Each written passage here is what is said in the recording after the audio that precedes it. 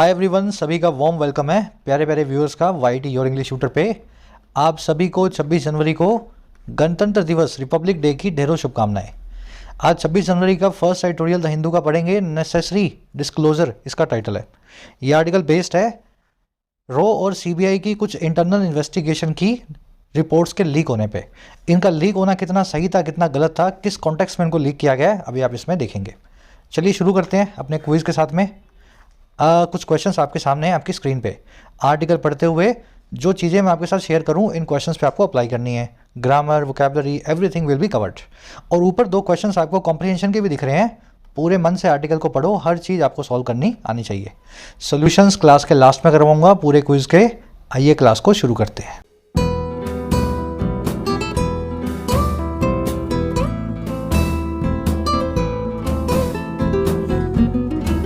कह रहा है जी नेसेसरी डिस्क्लोजर। देखिए, डिस्क्लोजर का मतलब होता है रेवलेशन, हिंदी में बोलते हैं खुलासा। एक्सपोजर, भंडाफोड़, किसी चीज़ को सबके सामने लाना जो पहले क्लासिफाइड थी या सीक्रेट थी। नेसेसरी का मतलब होता है जरूरी हो, जिसकी रिक्वायरमेंट हो। कह रहे हैं जो भी भंडाफोड़ हुआ है, जो भी खुलासा किया है सुप्रीम कोर्ट ने इंटेलिजेंस एजेंसी की रिपोर्ट्स का, ये खुलासा कितना भी आपको सेंसिटिव लग रहा हो, लेकिन ये नेसेसरी था, इसको बताया जाना जरूरी था। चलिए, डिस्क्लोजर समझ गए ना, खुलासा। अब देखें कौन सा खुलासा किसने किया है। कह रहे हैं जी law minister's objection to collegium revealing intelligence inputs is devoid of any merit. कह रहे हैं जी जो हमारे लॉ मिनिस्टर हैं, भारत के कानून मंत्री हैं मिस्टर किरण रिजिजू, कह रहे हैं इनकी जो ऑब्जेक्शन है, इनका जो विरोध है, और किस चीज़ को लेकर के, भाई टू लगा के बता रहा है। जिस भी चीज़ के सामने ऑब्जेक्शन होता है टू लगा के बताओ। तो इनका जो ऑब्जेक्शन है, जो विरोध है, कोलिजियम के रिवील कर देने का, भंडाफोड़ कर देने का, डिस्क्लोज कर देने का। और किसको? इंटेलिजेंस इनपुट्स को, ऐसे इनपुट्स को, ऐसी इंफॉर्मेशन को जो हमारी इंटेलिजेंस एजेंसीज ने, रॉ ने, आईबी ने कलेक्ट की थी। कह रहे ये ऑब्जेक्शन जो है ना, ये ऑब्जेक्शन डिवॉइड ऑफ है, ये ऑब्जेक्शन डिप्राइव्ड ऑफ है या विदाउट है किसी भी मेरिट के, किसी भी वर्दीनेस के। इस ऑब्जेक्शन में बिल्कुल भी दम नहीं है जो ये लॉ मिनिस्टर साहब कर रहे हैं। ये खुलासा किया जाना सुप्रीम कोर्ट के द्वारा बिल्कुल भी गलत नहीं है, बिल्कुल सही था। आगे बात समझ में, मोटा मोटा समझ में आ रहा होगा कि सुप्रीम कोर्ट ने इंटेलिजेंस एजेंसीज की कुछ रिपोर्ट्स को लीक किया है पब्लिक के सामने। इनफैक्ट डिस्क्लोज किया, लीक किया नहीं बोलेंगे, डिस्क्लोज करना बोलेंगे। और जब डिस्क्लोज किया ना, तो हमारे कानून मिनिस्टर ने बोला ये तो आप गलत कर रहे हो, ये इनपुट्स आप नहीं दे सकते हो। हमारा आर्टिकल ये कह रहा है कि ये इनपुट्स तो जरूरी थे, देश के सामने रखे जाने चाहिए थे। चलिए, ऑब्जेक्शन सब्जेक्ट है आपका, इज इसकी वर्ब है। डिस्क्लोज करना, रिवील करना, दोनों का मतलब होता है किसी चीज़ का खुलासा करना। डिस्क्लोजर नाउन है, रिवीलिंग यहाँ पे एडजेक्टिव का काम कर रहा है, वर्ब की आईएनजी फॉर्म है ना। रिवील, डिस्क्लोज एक ही बात है, किसी चीज़ को सबके सामने रखना, खुलासा करना। डिवॉइड ऑफ, डिप्राइव्ड ऑफ, दोनों का मतलब होता है वंचित होना। डिवॉइड ऑफ, डिप्राइव्ड ऑफ, दोनों का मतलब है वंचित होना। इसलिए इसको विदाउट लिख करके भी बोल सकते हैं। Is devoid of, is deprived of, या इज विदाउट एनी मेरिट, तीनों में से कुछ भी लिख सकते हैं। विदाउट प्रीपोजिशन हो गई, डिवॉइड और डिप्राइव्ड दोनों एडजेक्टिव्स हैं, अपने बाद ऑफ लेते हैं। स्ट्रक्चर्स को पकड़ने की कोशिश करो, यही वो स्ट्रक्चर्स हैं जो आप बाद में सोचते हो ना, सर हमने तो रूल पढ़ा ही नहीं था, ये कहाँ से आ गया। यही वो स्ट्रक्चर्स हैं जो आपको एक एक करके मैं बता रहा हूँ, है ना। चलिए, मेरिट वर्ड को देख लेना। मेरिट का मतलब होते हैं बहुत सारे। मेरिट जो वर्ड है ना, इसके कई मीनिंग है, नाउन फॉर्म में भी, वर्ब फॉर्म में भी। नाउन फॉर्म में इसके मीनिंग होते हैं किसी चीज़ में जो वर्थ होती है, जो उसकी कीमत होती है, जो उसमें दम होता है, या किसी चीज़ की एडवांटेज, उसको बोलते हैं मेरिट। वर्ब फॉर्म में मेरिट वर्ब का मतलब होता है किसी चीज़ को जरूरी बनाना, किसी चीज़ को रिक्वायर करना। डिटेल्ड में वर्ड भी आगे आएगा, वहाँ दिखा दूंगा। ध्यान रखें, मेरिट के नाउन और वर्ब फॉर्म दोनों में मीनिंग अलग अलग निकलते हैं। चलिए, आज का आर्टिकल वोकैब में भी और ग्रामर में भी, दोनों में थोड़ा सा हैवी है ना। तो फटाफट से मैं आपको सारे वोकैब के वर्ड पहले दिखा देता हूँ, ताकि आप इसको स्मूथली पढ़ सकें। और उसी के साथ में मॉक टेस्ट जिन प्यारे बच्चों ने अभी तक नहीं लिए हैं और टेक्स्ट बुक के मॉक टेस्ट की उनको ज़रूरत है, तो अभी 3 दिनों की सेल है। 269 रुपीज़ में 1 साल का मॉक टेस्ट पास आपको मिल जाता है। SSC, banking, state exams, defence, railways, सभी एग्जाम्स का एक सिंगल पैक है, जिसमें 50-60 हज़ार मॉक टेस्ट मिलते हैं, हर वैरायटी के, हर डिफिकल्टी लेवल के। सेल का फ़ायदा उठाने के लिए कमेंट सेक्शन में लिंक रखा है टेक्स्ट बुक का, जाके क्लिक करें। आपको मॉक टेस्ट पास दिखाएगा 299 का। इस पास पे एडिशनल डिस्काउंट लेने के लिए कोड लगाएं YT10। जैसे इस कोड को अप्लाई करेंगे, आपको मिल जाएगा एडिशनल डिस्काउंट, 269 में आपको पास मिल जाएगा। कोड लगाना ना भूले, मैक्सिमम डिस्काउंट के लिए YT10 कमेंट सेक्शन में लिंक रखा हुआ है। चलिए अपनी वोकैब शीट है, वर्ड्स दिखाते हैं आपको आज। इंजैमिनेट से लेकर के रिवर्ट तक हैं, 2-3 नए हैं 2-3 पुराने हैं। इंजैमिनेट का मतलब होता है किसी चीज़ को रिपीट करना, किसी चीज़ को बार बार दोहराना। The prisoner ingeminated his request for mercy before the जज। प्रिजनर ने, कैदी ने इंजैमिनेट किया, रिपीट किया अपनी रिक्वेस्ट को जो थी दया के लिए जज के सामने। तो उसने बार बार दया की भीख जो है जज से मांगी, है ना, रिक्वेस्ट को इंजैमिनेट किया। ये वर्ड बहुत बार करवा चुका हूँ आपको, बार बार आ रहा है आर्टिकल्स में, क्लासेस में रेगुलर रहो। ये वर्ड तो रट जाने चाहिए आपके दिमाग में ना, बैक ऑफ योर माइंड होने चाहिए। इंजैमिनेट को रीआइट्रेट करना, एम्फसाइज करना, एको करना और हार्प ऑन करना भी बोलते हैं। रीआइट्रेट नाम का सिनोनिम आर्टिकल में आज आप देखेंगे। हार्प ऑन का मतलब भी होता है रिपीट करना, लेकिन नेगेटिव वे में, हिंदी बोलते हैं इसको राग अलापना। जैसे कोई आदमी बार बार एक ही चीज़ की बात करता है ना, मैं तो ऐसा किया करता हूँ, ये ऐसा किया करता था, है ना। जो आदमी आपको थोड़ा खिजाए रिपीट करके अपनी जो पुरानी बातें, उसको आप हिंदी में राग अलापना, अंग्रेजी में हार्प ऑन करना। चलो अगला वर्ड है deterrent.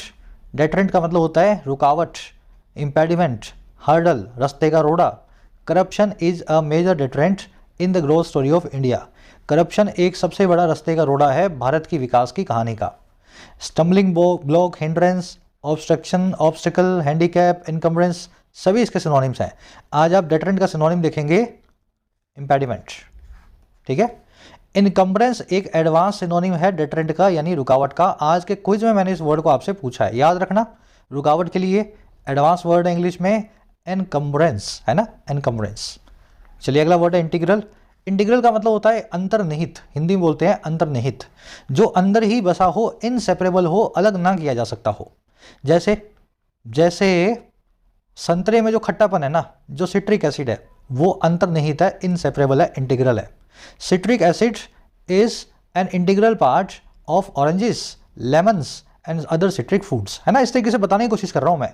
Risk is integral in stock markets. जोखिम जो है स्टॉक मार्केट्स का इंटीग्रल पार्ट है, अंतर्निहित है उसमें, इनसेपरेबल है। इसको इनहेरेंट भी बोलते हैं, इननेट भी बोलते हैं, अंडरलाइंग भी बोलते हैं, इमानेंट भी बोलते हैं। आज ये इनहेरेंट नाम का कॉमन सा वर्ड आर्टिकल में देखेंगे। Integral is equal to inherent. चलिए अगला वर्ड है मेरिट। मैंने आपको बताया था इसके कई सारे मीनिंग है। नाउन फॉर्म में इसका मीनिंग है या तो एडवांटेज या वर्थ, या तो किसी चीज़ का गुण या किसी चीज़ का अंदर का दम, है ना, वो उसकी मेरिट होती है। A healthy lifestyle has several merits. एक हेल्दी लाइफस्टाइल में कई सारी एडवांटेज हैं और कई सारी वर्थ हैं, है ना। और दूसरा मीनिंग है वर्ब फॉर्म में मेरिट का रिक्वायर करना, किसी चीज़ को जरूरी बनाना। The soldier's bravery merited a price. फौजी की बहादुरी रिक्वायर करती थी एक इनाम को, अवार्ड को, प्राइज को। आ रही ना बात समझ में, मेरिटेड मतलब रिक्वायर्ड। जैसे ही बहादुरी हमें दिखी तो एक रिक्वायरमेंट हो गई है प्राइज की, फौजी साहब को एक अवार्ड देना चाहिए। चलिए दो वर्ड्स अलग अलग मीनिंग है, एक ही तरह के दिखाई देते हैं, मेरिट। अगला वर्ड है इंसिडेंटल। थोड़ा ध्यान से समझना इंसिडेंटल क्या होता है। इस सेंटेंस से समझाता हूँ। The management was focusing on small issues incidental to the main problem. Management छोटे छोटे मुद्दों पे फोकस कर रहा था और वो ऐसे मुद्दे थे जो मेन प्रॉब्लम के इंसिडेंटल थे। इसका मतलब क्या है, वो मेन प्रॉब्लम से निकले थे, उससे उपजे तो थे, लेकिन बहुत मेजर नहीं थे। मेजर इवेंट तो है मेन प्रॉब्लम, उससे छोटे मोटे जो कॉन्सिक्वेंसेज निकलते हैं ना, जिसकी वजह से, मेन प्रॉब्लम की वजह से दूसरी जो छोटी मोटी प्रॉब्लम्स होती हैं वो होती हैं इंसिडेंटल। समझ में आ रही है ना मोटी मोटी बातें आपको। चलिए इसको अकॉम्पनिंग, रिजल्टेंट या कॉन्सिक्वेंट भी बोलते हैं। आर्टिकल में जब ये वर्ड आएगा वहाँ पे फिर से रिपीट करवाऊंगा। मेन चीज़ कुछ और है, उसका एक साइड इफेक्ट है ना, वो उसका इंसिडेंटल जो होता है, इंसिडेंटल होता है वो, एडजेक्टिव फॉर्म में इंसिडेंटल। चलिए लास्ट वर्ड है रिबट। रिबट तोड़ के याद करो इसको। बट मतलब लेकिन, री मतलब फिर से। किसी ने कोई आपको स्टेटमेंट दी, फिर आपने फिर से री लगा के बट कर दिया, आपने फिर से बार बार उससे लेकिन लेकिन लेकिन करके उसकी स्टेटमेंट को काटा। समझ रहे हो, मैंने आपको कुछ बोला, आपने मेरी स्टेटमेंट को माना ही नहीं।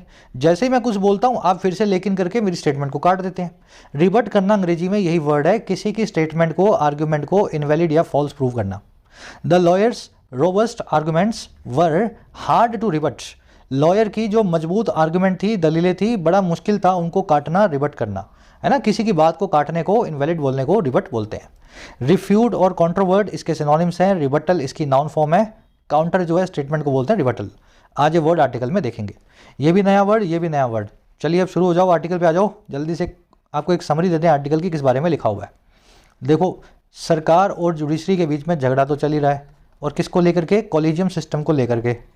सरकार चाहती है कि कॉलेजियम सिस्टम को ख़त्म किया जाए और एक नई कमेटी बनाई जाए, नाम मैं उसका भूल गया हूँ, एक कमीशन है, और उस कमीशन के हिसाब से जजों की भर्ती हो। हमारे कहने पे हम डिसाइड करें कि कौन सा जज कहाँ पे बैठेगा। और सुप्रीम कोर्ट चाहता है कि हम सरकार के अंडर में कभी भी ना आए, जजों की भर्ती का हमारा इंटरनल सिस्टम, कॉलेजियम सिस्टम चलता रहे। अब इसी रस्साकशी में एक नया पैंतरा क्या आया है, नया एक एपिसोड ये आया है कि सुप्रीम कोर्ट ने, सरकार ने कुछ लोगों को जो कॉलेजियम सिस्टम ने रिकमेंड किए थे, कुछ नामों को प्रमोट करने से मना किया था। तो सुप्रीम कोर्ट ने उनके पीछे मना करने का जो रीज़न है ना, वो पब्लिक के सामने रख दिया।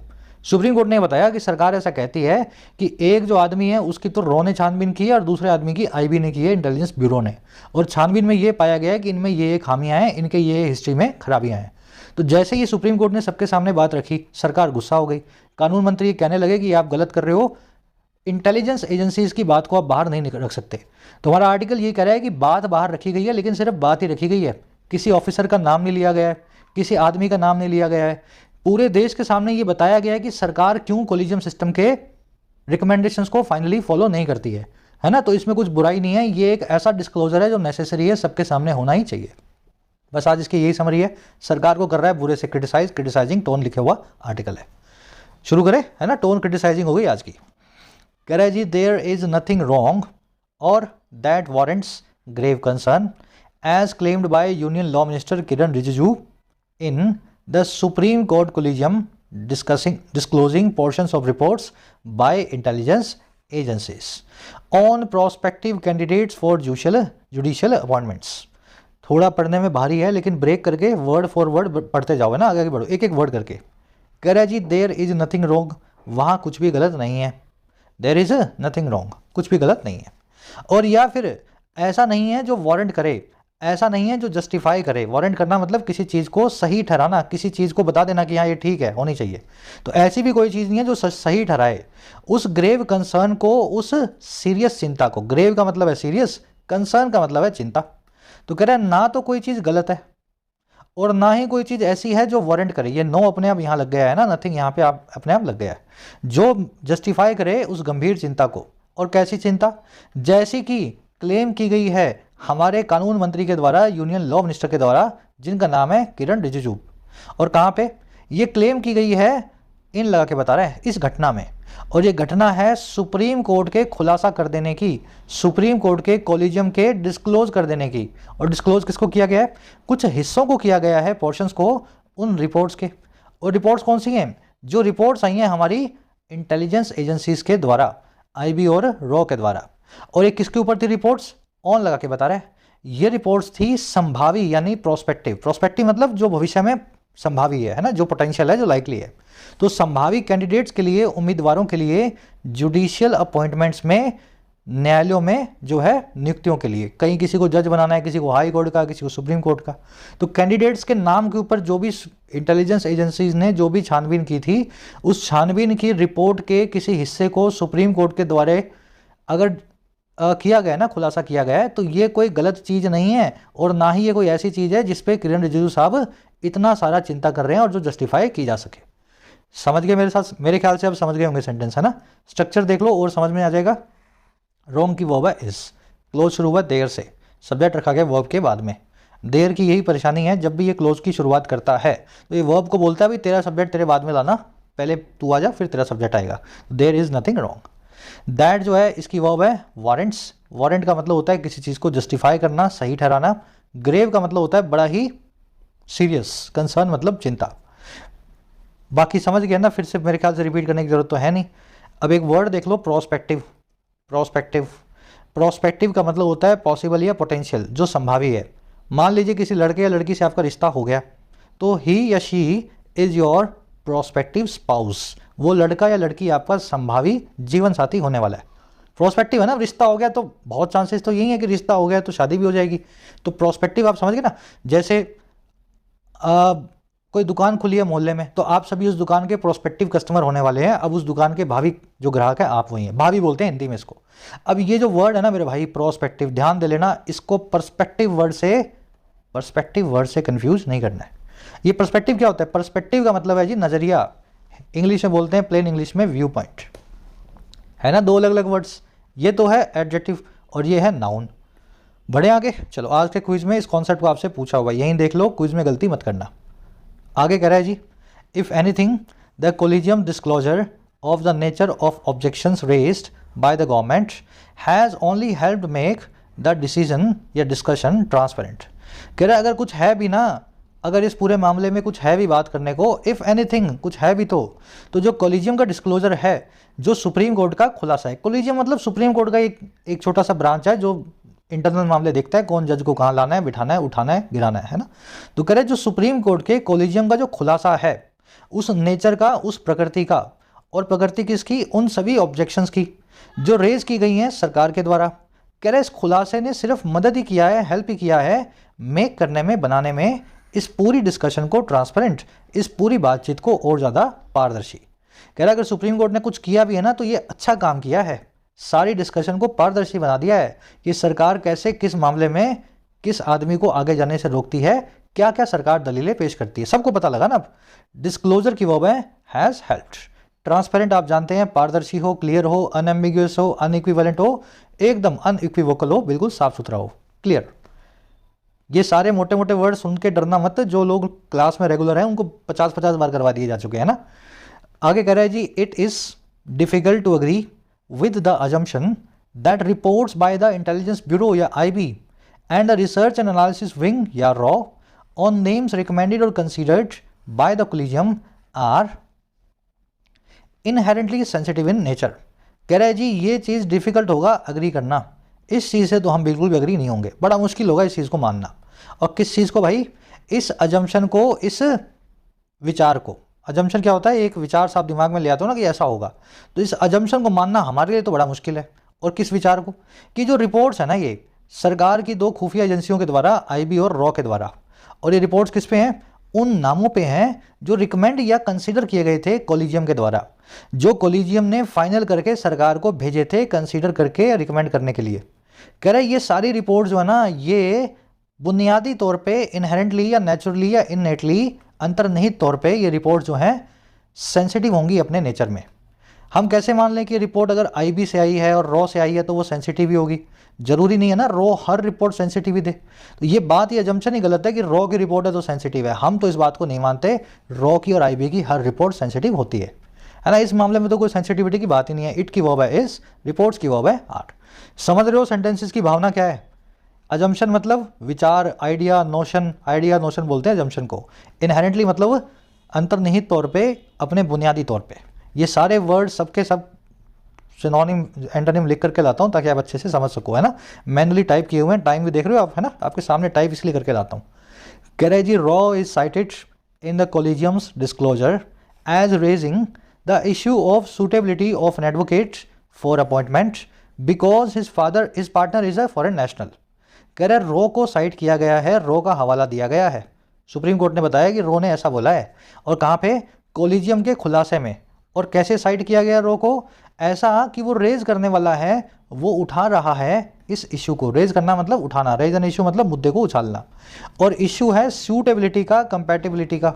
और किसके, एक एडवोकेट की, एक वकील की। और किसके लिए, अपॉइंटमेंट के लिए। अपॉइंटमेंट का मतलब है जज के तौर पे अपॉइंटमेंट। तो रॉ ने एक मुद्दा उठाया किसी वकील का कि इसको जो ना जज नहीं बनाना चाहिए। कोलिजियम के खुलासे में रॉ का ये पता लगा, साइट किया गया रॉ को। और क्यों नहीं बनाना चाहिए, क्योंकि इस बंदे का, या हिज लिखा है ना, तो उसकी जो बंदी है, उसकी जो वाइफ है, वो एक फॉरेन नेशनल है, वो एक विदेशी नागरिक है। तो ऐसा रॉ की फाइल में लिखा होगा और कोलिजियम ने डिस्क्लोज करके दुनिया को बताया, भारत को बताया कि इसलिए इस आदमी को सरकार प्रमोट नहीं करना चाहती। रॉ की वर्ब है इज साइटेड और पार्टनर की वर्ब है इज। और आगे बढ़ो, IB ने क्या बताया इस रिपोर्ट में। कह रहा था IB report appears to have highlighted social media post by 2 other lawyers to raise doubts about their impartiality. कह रहा IB की जो रिपोर्ट्स हैं वो दिखाई देती हैं कि वो हाईलाइट कर चुकी हैं सोशल मीडिया के अंदर पोस्ट को, फेसबुक, इंस्टाग्राम और समझ गए ना ट्विटर पे जो है ट्वीट्स को, 2 अदर लॉयर्स के द्वारा, 2 दूसरे वकीलों के द्वारा। और क्या हाईलाइट किया, क्यों हाईलाइट किया, रेज करने के लिए, उठाने के लिए डाउट्स को, उनकी इम्पार्शियलिटी को लेकर के, उनकी निष्पक्षता को लेकर के। तो 2 लॉयर्स के लिए IB ने पूरी छानबीन करके ये बताया सरकार को कि इन लॉयर्स को गलती से भी जज मत बना देना। जैसे ये पोस्ट सोशल मीडिया में करते हैं, देख करके लगता है कि ये लॉयर्स जो हैं पार्शियल है ना, इम्पार्शियल तो नहीं है, ये कुछ तरफ से इनका कुछ एजेंडा है, ये निष्पक्ष होकर के काम नहीं करेंगे। चलो, IB रिपोर्ट्स की वर्ब है अपीयर। इम्पार्शियलिटी मतलब न्यूट्रलिटी, फेयरनेस, आपको किसी भी तरह से डिस्क्रिमिनेशन नहीं करना होता है तो आप इम्पार्शियल हो जाते हो। एक कॉन्सेप्ट करवा देते हैं आपको, ऊपर भी आया रेज द इशू, यहाँ भी आया रेज डाउट्स। रेज करना इशू को, रेज करना डाउट्स को, दोनों का मतलब है किसी चीज़ को खड़ा करना है ना, रेज। इसको राइज वर्ब के साथ में बिल्कुल भी जो है कंफ्यूज नहीं करना है।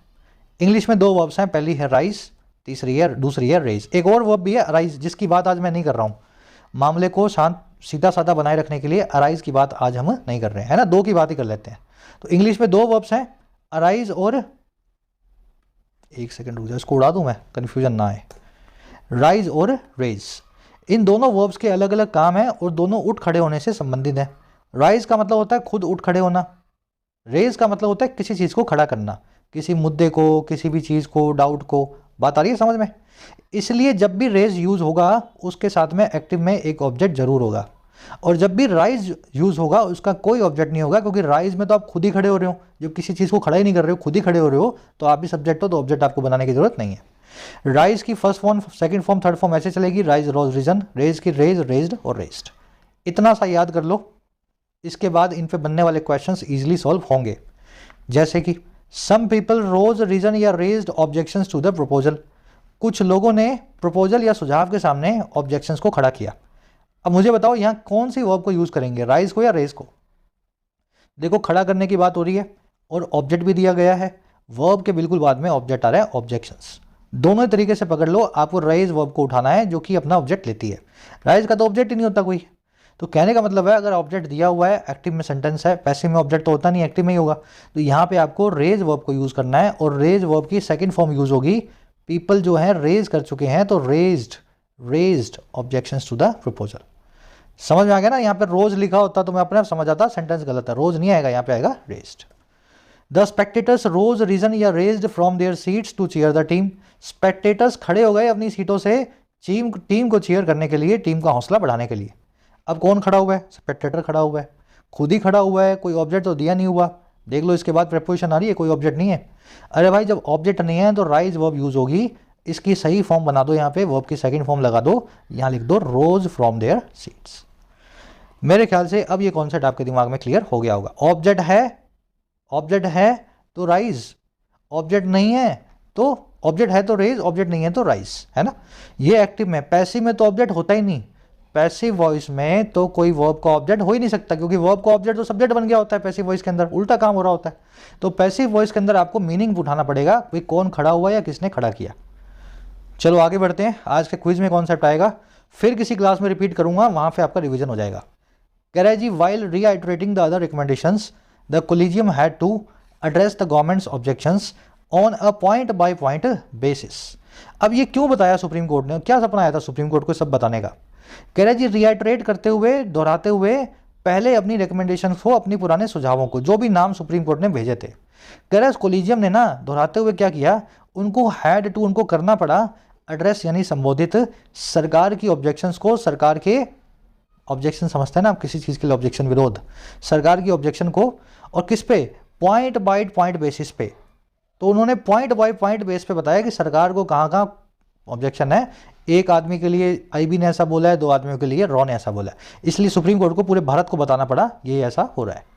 कोलिजियम की वर्ब है हैड टू, रीआइटरेट करना, इंजेमिनेट करना, रिपीट करना, हार्प ऑन करना, किसी चीज़ को बार बार दोहराना।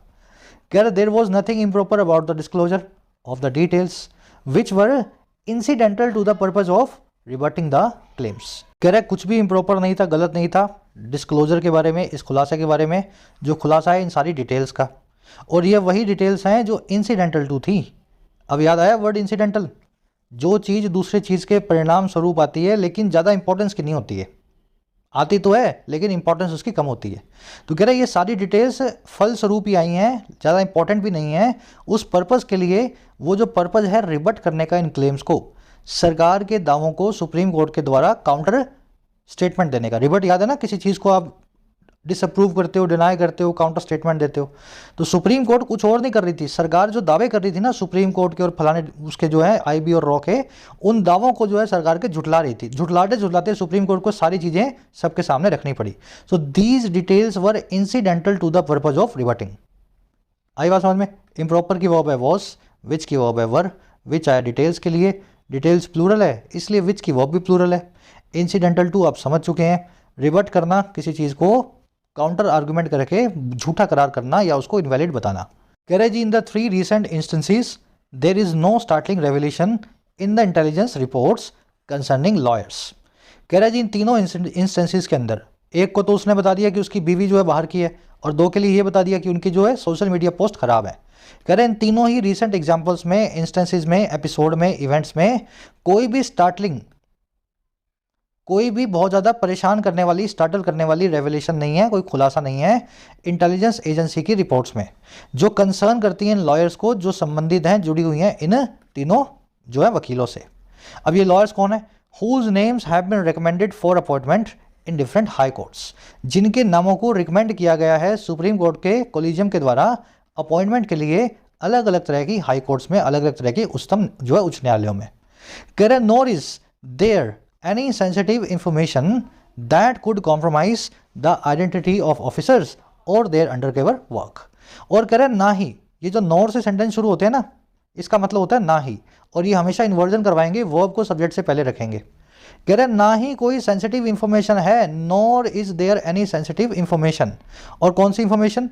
जो कॉम्प्रोमाइज कर सके, जो समझ गए ना, कॉम्प्रोमाइज करना, आइडेंटिटी को, पहचान को इन अफसरों की या फिर उनके अंडर कवर वर्क की, उनके छुपे हुए सीक्रेट वर्क की। तो सुप्रीम कोर्ट ने ये थोड़ा ना बताया कि फलाना जो है वो ऑफिसर है, उसने इस लॉयर की थी। सुप्रीम कोर्ट तो एक एजेंसी की बात कर रही है कि फिर आईबी ने ये बोला है और रॉ ने ये बोला है, तो ना तो उन ऑफिसर्स के नाम आए हैं, ना उनके अंडर कवर वर्क आए हैं। तो इस थोड़ी सी रिपोर्ट को खुलासा कर देने से किसको नुकसान हुआ? एजेंसी को तो नुकसान नहीं हुआ। बात आ रही है समझ में? सेंटेंस लंबा है लेकिन बहुत आसान है। तीनों इंस्टेंसेस के अंदर कोई भी परेशान करने वाले खुलासा तो किया ही नहीं सुप्रीम कोर्ट ने इन लॉयर्स के लिए कि इनकी जान को खतरा हो जाए, है ना, जिनका नाम जो है हाई कोर्ट्स में रिकमेंड किया गया था, तो इनको भी कोई खतरा नहीं है। और ना ही कोई ऐसी इंफॉर्मेशन दी है कि हमारी इंटेलिजेंस एजेंसी के ऑफिसर्स के नाम आ गए हो बाहर या उनका काम बाहर आ गया हो। रेवलेशन की वर्ब है इज, नेम्स की वर्ब है हैव बीन रिकमेंडेड, इंफॉर्मेशन की वर्ब है इज, और दैट की वर्ब है कुड कॉम्प्रोमाइज। बड़े आगे अंडर कवर मतलब हिडन या सीक्रेट। चलो, कह रहा है जी it is not clear on what basis mister Rijiju has claimed that intelligence officers will think twice in future if their reports are made public। कह रहा ये चीज़ भी साफ नहीं है, इट इज़ नॉट क्लियर कि किस आधार पे, ऑन व्हाट बेसिस रिजिजू साहब ने ऐसा दावा किया है, कानून मंत्री साहब का ऐसा क्लेम है। दैट क्या है? दैट कि इंटेलिजेंस ऑफिसर अब थिंक करेंगे 2 बार, इंटेलिजेंस ऑफिसर अब सोचेंगे ट्वाइस, आने वाले वक्त में, इन फ्यूचर, अगर उनकी रिपोर्ट्स को पब्लिक किया जाता है, उनकी रिपोर्ट्स को सबके सामने रखा जाता है। तो हमें समझ नहीं आ रहा किस आधार पे रिजिजू साहब ने ऐसा कहा है, क्योंकि when only a summation of the reports is out in the public domain. कह रहे जब सिर्फ एक समेशन, एक छोटी सी समरी, एक छोटी सी अब्रिजमेंट उनके रिपोर्ट्स की ही आउट हुई है पब्लिक डोमेन में, हर आम आदमी के दायरे में रखी गई है, इंटरनेट पे आई है, पूरी रिपोर्ट तो आई नहीं, किसी का नाम तो आया नहीं, तो इंटेलिजेंस ऑफिसर्स को क्या दिक्कत है बार बार ऐसी जो है इन्वेस्टिगेशन करने में? इसी चीज़ की उनको तनख्वाह मिलती है। तो ये रिजिजू साहब का जो दावा है कि वो फिर से नहीं करेंगे, ऐसी इन्वेस्टिगेशन करने से परहेज करेंगे, तो ऐसा लगता नहीं है कि इसके पीछे कोई, इस दावे में कोई दम है। इट की वर्ब है, इट की वर्ब है इस, रिजिजू की वर्ब है हैज़ क्लेम्ड, ऑफिसर्स की वर्ब है विल थिंक, रिपोर्ट्स की वर्ब है आर मेड, समेशन की वर्ब है, समेशन की वर्ब है यस। समेशन मैंने आपको बता दिया, समरी को बोलते हैं, अब्रिजमेंट को बोलते हैं, छोटी सी प्रेसी लिखी जाती है ना किसी चीज़ की, समरी जैसा, उसको जो है समेशन बोलते हैं। डोमेन का मतलब है दायरा, एरिया, रेयन, जुरिस्डिक्शन। ये बेसिस वाला कॉन्सेप्ट सभी को आता है ना, बेसिस को सिंगुलर में ऐसे लिखा गया है, लेकिन इस वर्ड का अगर प्लूरल बनाना हो तो आप कैसे बनाएंगे? अब ऐसे लिखेंगे ना, पीछे ईएस लगा देंगे, ये तो करेंगे, ऐसा नहीं करना है। इन वर्ड्स के लास्ट में जिनके आईएएस आ रहा हो, क्या आ रहा हो सर? आईएएस आ रहा हो, इनका प्लूरल बनाते हुए आपको पीछे ईएस नहीं लगाना है, बल्कि इनके आईएएस को ईएस में चेंज कर देना है। आई बात समझ में? ये भी बेसिस, वो भी बेसिस, स्पेलिंग देख के पता लग जाएगा कौन सिंगुलर है कौन प्लूरल है। एक है तो आईएएस, एक से ज़्यादा है तो ईएस। एक्सिस, उसमें भी यही झंझट है, पीछे आईएएस तो आ ही रहा है, तो आईएएस अगर आ रहा हो तो झंझट कैसे सही होगा? आपको आईएएस का बना देना है, क्या बना देना है? ईएस। ठीक है, लिख देता हूँ यहाँ ईएस। थीसिस में भी यही करेंगे, थीसिस में भी पीछे बना देंगे ईएस ऑफ कोर्स। और हाइपोथेसिस में भी ऑफकोर्स यही करने वाले हैं। याद रखेंगे इस कॉन्सेप्ट को, नाउन चैप्टर का कॉन्सेप्ट है, नाउन वाले पार्ट में करवाया गया आपको बेसिक्स में। चलिए आज के क्विज में भी आपसे पूछा जाएगा। बढ़े आगे। आगे कह रहा है जी, इसको छोड़ दो, आगे कह रहा है in fact it is questionable whether the government should quote intelligence reports in its communication with the collegium। कह रहा है सच बात तो ये है, सवाल इस चीज़ पे उठना चाहिए, ये चीज़ क्वेश्चनेबल है, हाँ या ना, कि सरकार कोट करे या ना करे, सरकार जो है हवाला दे या ना दे इंटेलिजेंस की रिपोर्ट्स का अपने कम्युनिकेशन में कोलिजियम सिस्टम के साथ। तो सरकार को क्या ज़रूरत थी इंटेलिजेंस एजेंसीज का नाम लेकर के कोलिजियम को बताने की कि ये ऐसा है ये वैसा है। आप ही की इंटेलिजेंस एजेंसी आप सीधे ही बोल दो, है ना, हमें ऐसा पता लगा या वैसा पता लगा, एक एक एजेंसी का नाम देने की शायद ज़रूरत नहीं थी। इट की वर्ब है इस, गवर्नमेंट की वर्ब है शुड क्वाट। कह रहा objections based on political views और social media post could have been raised by the government on its own without citing any agency by name. जो भी ऑब्जेक्शंस हैं जो बेस्ड ऑन है, आधारित हैं किसी भी आदमी के राजनीतिक विचारों पे या सोशल मीडिया पे होने वाली पोस्ट पे, ये सारी ऑब्जेक्शंस जो हैं इनको रेज किया जा सकता था। Could have been raised, could have been plus में वर्ब की थर्ड फॉर्म है ना, पास्ट में ऐसा हो सकता था। तो ये सारी रेज की जा सकती थी ऑब्जेक्शन है सरकार के द्वारा ऑन इट्स ऑन, अपने आप ही, ऑन इट्स ऑन, बिना साइट किए, बिना हवाला दिए किसी एजेंसी को उसका नाम लेकर के बाय इट्स नेम। बात आ गई समझ में। ऑब्जेक्शंस की वर्ब है कुड हैव बीन रेज्ड, और कुछ देखने वाला है नहीं। ये कॉन्सेप्ट है ऑन वाला, ये लास्ट में करवाता हूँ आपको, पूरा फ्लो बना लो, इस पूरा कर लो इस पैराग्राफ को, है ना। कॉन्सेप्ट है ये, ऑन से पहले पॉजेसिव लगेगा, अभी आपको करवा देते हैं। Correct is part of the appointment process that names are vetted by intelligence agencies to look for possible criminal antecedents और मिसडिमिनियर्स। कह रहा है ये एक पार्ट है, ये एक रूटीन हिस्सा है अपॉइंटमेंट की प्रोसेस का, नियुक्ति की प्रक्रिया का। और क्या हिस्सा है जी, कि जो भी नाम है कोलिजियम सिस्टम के द्वारा रिकमेंडेड, वो सभी के नाम्स को वेट किया जाता है, इन्वेस्टिगेट किया जाता है। वेट करना मतलब एग्जामिन करना, और किसके द्वारा, इंटेलिजेंस एजेंसीज के द्वारा। और क्यों किया जाता है, ताकि लुक फॉर किया जा सके, ढूंढा जा सके, सर्च किया जा सके कोई भी पॉसिबल क्रिमिनल एंटीसीडेंट को, कोई भी पॉसिबल गैर कानूनी जो है उस आदमी की हिस्ट्री को। एंटीसीडेंट मतलब कोई हिस्ट्री में उसका कोई गैर कानूनी काम किया है, उसका कोई एग्जाम्पल है हिस्ट्री के अंदर। और या फिर किसी भी मिस डिमिनियर को, किसी भी बदसलूकी को। मिस डिमिनियर का मतलब होता है आपका डिमिनियर मिस हो गया है, आपका बर्ताव, आपका बिहेवियर जो है खराब हो गया है। तो आपने किसी को छेड़छाड़ की है, कभी आपने गाली वाली बकी है, लोगों को मारते पीटते हो, है ना, कानून को वायलेट करते हो गलत बिहेवियर से, that is called your misdemeanour. समझ में आ गया। तो ये एक पार्ट है, इंटेलिजेंस एजेंसीज हर आदमी के नाम को एक बार चेक करती हैं। कह रहा है and raising such issues need not be specifically attributed to an agency. और कह रहा है ऐसे इश्यूज को अगर रेज भी करना है तो उसको जरूरत नहीं है कि आप खास तौर पे एट्रीब्यूट करें, जोड़ करके दिखाएं किसी भी एजेंसी से, किसी भी सरकार के जो है संगठन से। समझ में आ गया। तो इनका काम ही है एजेंसीज का ये सब चेक करना। तो इनका नाम ले लेके क्यों बताते हो कि इसने ये बताया उसने ये बताया।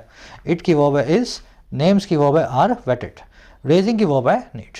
नाम लेने के लिए बोल रहा है कि सरकार को नाम नहीं लेना चाहिए। सब नाम पहले सरकार ने सुप्रीम कोर्ट को दिए हैं, इस एजेंसी ने ये बताया उसने, सुप्रीम कोर्ट ने तो बाद में इन नामों को सबके सामने रिवील किया है। चलिए वेट का मतलब आप समझते हैं ना, किसी को बता दिया मैंने, इन्वेस्टिगेट करना, एग्जामिन करना, स्क्रूटनाइज करना। मिस डिमिनर आप देख चुके हैं, बदसलूकी, मिस प्लस में डिमिनर से बना है। डिमिनर मतलब सलूक, बर्ताव, बिहेवियर। एंटीसीडेंट मतलब आपका कोई पास्ट का एग्जाम्पल हो, कोई पास्ट का आपका कोई हिस्ट्री हो। एट्रीब्यूट करना मतलब किसी चीज़ को दूसरी चीज़ से जोड़ना, एसोसिएट करना। इसको एट्रीब्यूट टू या एस्क्राइब टू दोनों ही फॉर्म में लिख करके बताया जा सकता है, ठीक है। Attribute to and ascribe to. चलिए, correct is also quite rich that the government which has been assailing the collegium system of appointments for its opaqueness should be worried about excessive disclosures by the collegium। कह रहा है ये चीज़ भी काफ़ी rich है। देखिए rich का मतलब होता है अमीर, लेकिन अगर डिक्शनरी खोलोगे ना तो रिच का एक और मीनिंग निकलेगा। इसका मतलब होता है गुस्सा दिलाने वाला, और वो भी ऐसी चीज़ पे जो आपकी दोगलेपन की वजह से हो। रिच वर्ड का एक मीनिंग होता है गुस्सा दिलाने वाला, समथिंग कोजिंग इंडिग्नेशन या गुस्सा या anger due to hypocrisy, due to दोगलापंथी। तो कह रहा है ये चीज़ भी रिच है, ये चीज़ भी दोगलापंथी वाली है, गुस्सा दिलाने वाली है। कौन सी चीज़ रिच है भाई, ये वाली चीज़ कि हमारी जो सरकार है जो हमला बोलती आ रही है, असेल करती आ रही है सुप्रीम कोर्ट के कॉलेजियम सिस्टम पे जो है अपॉइंटमेंट्स का, नियुक्तियों का, और हमला किस लिए कर रही है? इसकी अपारदर्शिता की वजह से, ओपेकनेस की वजह से, अनक्लैरिटी की वजह से। कह रहे यही सरकार जो है वरीड होनी चाहिए एक्सेसिव डिस्क्लोजर के बारे में, ज़रूरत से ज़्यादा खुलासे के बारे में कॉलेजियम के द्वारा। तो सरकार का तो झगड़ा ही है कॉलेजियम से कि आप खुलासा नहीं करते हो, खुलासा नहीं करते हो। आज कॉलेजियम कुछ खुलासा कर रहा है तो आप परेशान हो रहे हो। तो ये चीज़ भी सरकार की गुस्सा दिलाने वाली है, दोगलापंथी। बात आ गई समझ में? इट की वर्ब है इज, विच की वर्ब है हैज़ बीन असेलिंग, विच आया सरकार के लिए, सरकार सिंगुलर है इसलिए विच की वर्ब भी हैज़ है, सिंगुलर है। असेल करना, असोल्ट करना, अटैक करना, हमला बोलना, है ना। ओपेकनेस मतलब अपारदर्शिता, अनक्लैरिटी, एम्बिग्यूटी। सरकार के लिए वर्ब आई है शुड बी वरिड, सरकार या गवर्नमेंट शुड बी वरिड। चलिए, एक्सेसिव मतलब जरूरत से ज़्यादा, है ना, मोर देन इनफ। डिस्क्लोजर मतलब खुलासा। कह रहे जी it also can not be forgotten that the government is also contributing to the opaqueness by its silence and inaction regarding some recommendation. कह रहे ये भी नहीं भूला जा सकता, it can not be forgotten, passive voice लगा करके इस चीज़ को भी नहीं भूल पाएंगे। दैट वो ये कि हमारी सरकार जो है ना वही तो कंट्रीब्यूट कर रही है, वही तो पूरा भागीदार बन रही है। और किस चीज़ में भाई? इसी ओपेकनेस में, इसी अपारदर्शिता में, अपनी साइलेंस और इनएक्शन की वजह से, अपनी चुप्पी और काम ना करने की वजह से। और किस चीज़ को लेके? ये चुप्पी और इनएक्शन है कुछ रिकमेंडेशंस को लेकर के जो सुप्रीम कोर्ट सरकार के पास नाम भेजता है, कुछ नामों को लेकर के। और कह रहे दूसरा काम क्या कर रही है? And demonstrating urgency in approving other names. और यही सरकार डिमॉन्स्ट्रेट भी करती है, दिखाने भी लगती है अर्जेंसी को, एमरजेंसी को अप्रूव करने में दूसरे नामों को।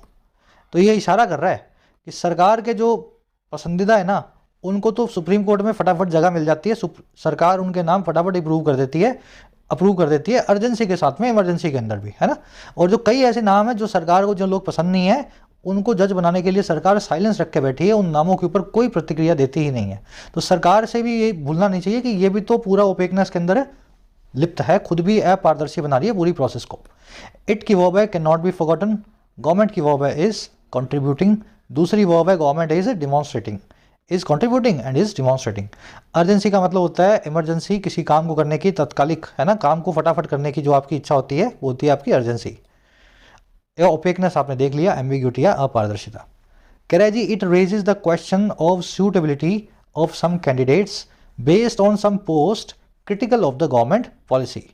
कह रहा है ये जो ऊपर वाली चीज़ है ना पूरी, किसी का नाम जल्दी और किसी का नाम जो है कभी सुनना ही नहीं। कह रहा है ये सारी चीज़ रेज करती है सवाल को जो है सूटेबिलिटी का, कुछ कैंडिडेट्स का। और सूटेबिलिटी किस आधार पे?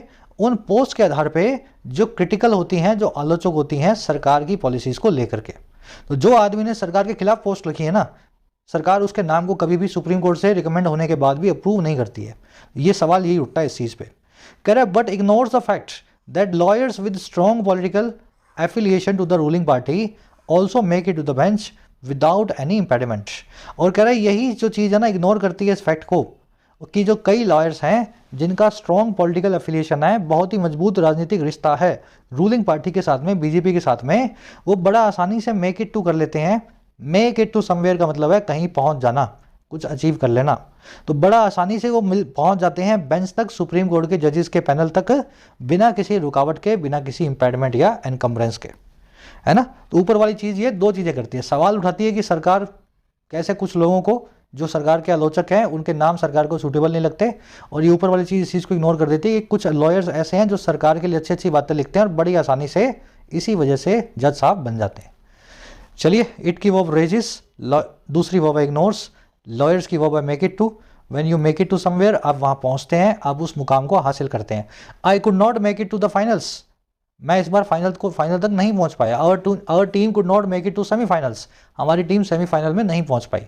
We could not make it to the final selection, हम फाइनल सिलेक्शन तक नहीं पहुंच पाए, है ना। Make it to somewhere, impediment मतलब रुकावट, एफिलिएशन मतलब रिश्ता या समझ गए ना पार्टनरशिप। चलिए, अच्छा आर्टिकल था, ईजी तो बिल्कुल नहीं बोलूँगा इसको मैं, खूब सारे लेसन्स मिले होंगे in terms of vocab and जो है आपको ग्रामर। फटाफट से क्वेश्चन देखेंगे। फर्स्ट क्वेश्चन में आपसे पूछा है सरकार ने क्यों विरोध किया है, क्यों ऑब्जेक्ट किया है कॉलेजियम के खुलासे को जो इंटेलिजेंस के इनपुट्स का है, जो इंटेलिजेंस एजेंसीज के समझ गए ना इंफॉर्मेशन का है। क्या रीजन है भाई इसका? ये सारा खुलासा अपने आप में असंवैधानिक था इसलिए किया है, इस सारे खुलासे में सारी रिपोर्ट्स की फुल डिटेल दे दी सुप्रीम कोर्ट ने, इसलिए किया है। ये सारे खुलासे में कई सारे हमारे एजेंट्स की, कई सारे हमारे जासूसों की आइडेंटिटी पे कॉम्प्रोमाइज़ हो गया, उनकी आइडेंटिटी सबको पता लग गई, इसलिए है। या कोई भी रीज़न दिया ही नहीं गया, मेंशन ही नहीं किया गया इस आर्टिकल में, सरकार को क्यों गुस्सा आ रहा है। सही आंसर को आपको चूज़ करना है। थोड़ा सा गहरा क्वेश्चन है लेकिन ईजी है, जिसने आर्टिकल पढ़ा है वो बता देगा। फर्स्ट कमेंट में इसी लेक्चर के नीचे आंसर को डाल रहा हूँ, वहाँ से चेक कर लेना। सेकंड में पूछ रहा है जी, क्या एलिगेशन को लगाया गया है सरकार के सामने और किस मामले को लेके? जुडिशियल अपॉइंटमेंट्स को लेकर के सरकार पे क्या आरोप लगे हैं प्रतिनियुक्तियों को लेकर के जुडिशियल जो है सिस्टम में। अब ये एलिगेशन आपके सामने है, सही वाले को चूज कर लो। भाई एक एलिगेशन ये है कि ये सरकार बहुत जल्दी अप्रूवल दे देती है उन नामों को जो सरकार के आलोचक होते हैं, या ये चुप रहती है सारे के सारे रिकमेंडेशन पे जो कोलिजियम सिस्टम इनको करता है, या फिर ये तेज कर देती है, एक्सपेडाइट कर देती है कई नामों को ऐसे लोगों की जो सरकार से जुड़े हुए हैं, या फिर ये अप्रूव कर देती है सारी रिकमेंडेशन को बिना किसी बैकग्राउंड की जांच करवाए। सही आंसर मेरे ख्याल से चूज कर लेंगे, बहुत ईजी है, फर्स्ट कमेंट में आंसर है, वहाँ से मैच भी करना। थर्ड में पूछा है इनकम्बरेंस वर्ड का एक सिनोनिम, ऑलरेडी इस वर्ड को मैं आपको करवा ही चुका हूँ, मेरे ख्याल से दिक्कत नहीं होगी। चौथे में दो एरर्स हैं, तो पहली एरर आपको यहाँ मिल सकती है इसके आसपास, दूसरी एरर आपको यहाँ मिल सकती है इसके आसपास, ठीक है। चेक करोगे तो एरर्स दोनों आपको मिल जाएंगी। चौथा पांचवा दोनों हो गया। 6वें 7वें में सेंटेंस को इंप्रूव करना है। इंप्रूवमेंट के पॉइंट्स बता देता हूँ आपको मैं, एक तो इस वर्ड के आसपास आएगा और दूसरा आएगा शायद इस वर्ड के आसपास। ये ऑन वाला कॉन्सेप्ट आज मैं करवाना चाहता था लेकिन क्लास लंबी हो गई, बहुत बार करवाया जा चुका है आपको। ऑन हमेशा अपने पहले पॉजेसिव लेगा अगर वो नाउन या एडजेक्टिव फॉर्म में है। My own, your own, her own, our own, their own, its own, है ना। तो ये पॉजेसिव वाला केस याद रखेंगे, नाउन और एडजेक्टिव जब भी ऑन बनेगा अपना पॉजेसिव लेकर के साथ चलेगा। तो ये फॉर्मूला आज करवाया नहीं है आपको मैंने अलग से, लेकिन ऑलरेडी करवा चुका हूँ, तो यहाँ पे अप्लाई करना है। चलिए रैप अप करेंगे सेशन को, मुलाकात होगी नेक्स्ट क्लास में। कोर्सेज अवेलेबल हैं ऐप पे, जाके फ़ायदा ले सकते हो। टाइम रहते ही कोर्सेज का फ़ायदा लेना है, ऐसा ना हो लास्ट मोमेंट पे आकर के आप मैसेज करें सर 15 दिन रह गए, 1 महीना रह गया। अभी जब वक्त है पढ़ने का तो पढ़ाई पे पूरा ध्यान दो। कंटेंट सारा अवेलेबल है एप्लीकेशन पे, राइटिंग का, एसएससी का और बैंकिंग का। ऐप को जाओ, कमेंट सेक्शन से डाउनलोड करो, फर्स्ट कमेंट से लिंक रखा है। कोई भी क्वेरी हो, ये नंबर है व्हाट्सएप का, टीम से आप मैसेज करके बात कर सकते हैं व्हाट्सएप पे।